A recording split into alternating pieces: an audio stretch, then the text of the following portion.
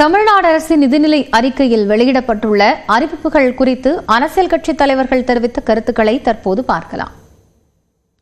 ஒன்றிய அரசு பிடிவாதமாக நிதிநிலையில் தமிழ்நாட்டை புறக்கணித்தாலும் தமிழ்நாட்டுக்கு சேர வேண்டிய வரி பகிர்வை அளிக்க மறுத்தாலும் தமிழ்நாடு முதலமைச்சர் இதை திறமையாக கையாண்டு தமிழ்நாட்டு மக்களுக்கு ஒரு நல்ல நிதிநிலை அறிக்கை இன்று தாக்கல் செய்யப்பட்டிருக்கிறது.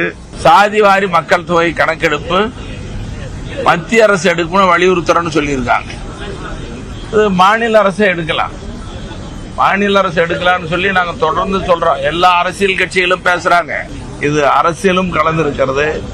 எதிர்கால சட்டமன்ற தேர்தலை நோக்கி முன்வைத்ததாகவே பார்க்கிறோம். வரி பகிர்வை தருகிற நெருக்கடி, காலநிலை மாற்றத்தால் ஏற்படுகிற எதிர்பாராத பேரிடர்கள் என பல்வேறு பேரிடர்களுக்கு மத்தியில் தமிழக அரசு ஒரு ஆக்கப்பூர்வமான நிதிநிலை அறிக்கையை சமர்ப்பித்திருக்கிறது. நம்முடைய தாய்மொழி தமிழ், தமிழ்நாடு, தமிழர் உரிமை சார்ந்த விடயங்களில் சுமார் 55க்கும் மேற்பட்ட பக்கங்களில் தொடர்ந்து மாண்புமிகு முதலமைச்சர் அவர்கள் வழிகாட்டுதலோடு இந்த நிதிநிலை அறிக்கையில் இடம்பெற்றிருப்பதை நான் வரவேற்கிறேன்.